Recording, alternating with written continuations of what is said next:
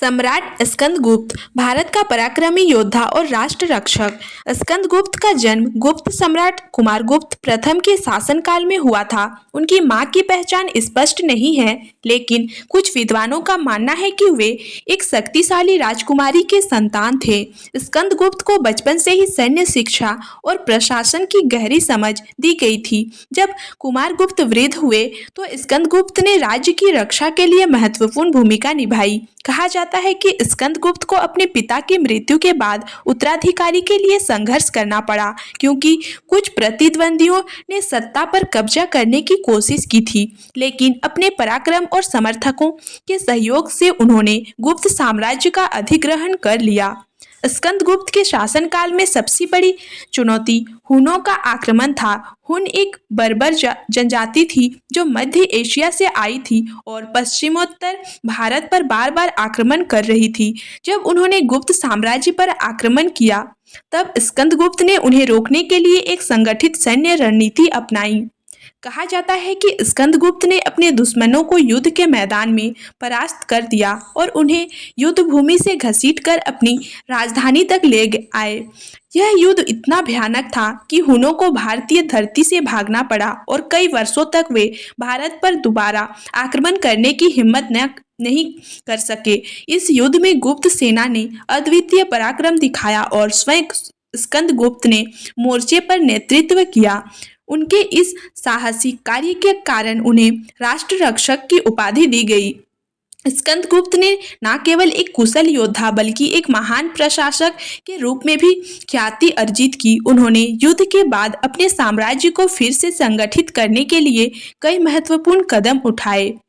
अर्थव्यवस्था और मुद्रा प्रणाली युद्ध के दौरान हुई क्षति के बावजूद स्कंदगुप्त ने आर्थिक व्यवस्था को स्थिर करने के लिए नए सिक्के जारी किए। उनके द्वारा जारी किए गए सिक्कों पर चक्र और गदा के चिन्ह अंकित थे, जो शक्ति और न्याय का प्रतीक माने जाते थे।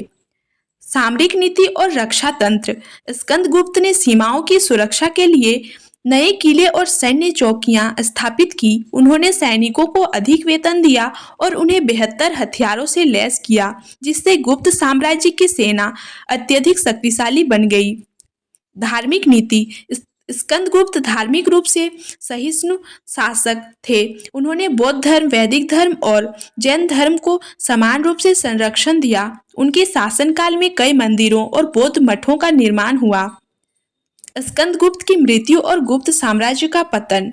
स्कंदगुप्त की मृत्यु 467 ईस्वी के आसपास मानी जाती है। उनके बाद गुप्त साम्राज्य धीरे धीरे कमजोर होने लगा और उनके उत्तराधिकारी हुनों के आक्रमण को रोकने में उतने प्रभावी नहीं रहे। हालांकि उनके शासनकाल को गुप्त वंश के अंतिम महान काल के रूप में माना जाता है। स्कंदगुप्त के शासनकाल की जानकारी हमें ऐतिहासिक स्रोतों से मिलती है। भीतरी अभिलेख। इसमें स्कंदगुप्त की वीरता और हुनों के विरुद्ध उनकी विजय का वर्णन मिलता है। जूनागढ़ शिलालेख। इस अभिलेख में उनके प्रशासनिक सुधारों और पानी की व्यवस्थाओं का उल्लेख है। चीनी यात्रियों के विवरण। फाहियान जैसे यात्रियों ने भी गुप्त साम्राज्य की समृद्धि और स्थिरता का वर्णन किया है।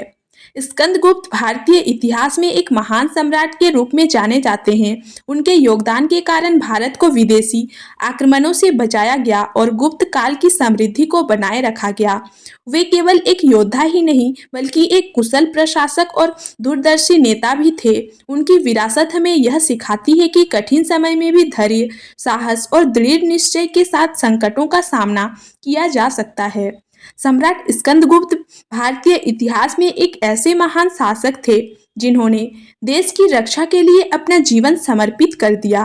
उनकी विजय विशेष रूप से हुनों पर भारत की सीमाओं की सुरक्षा के लिए एक निर्णायक क्षण था।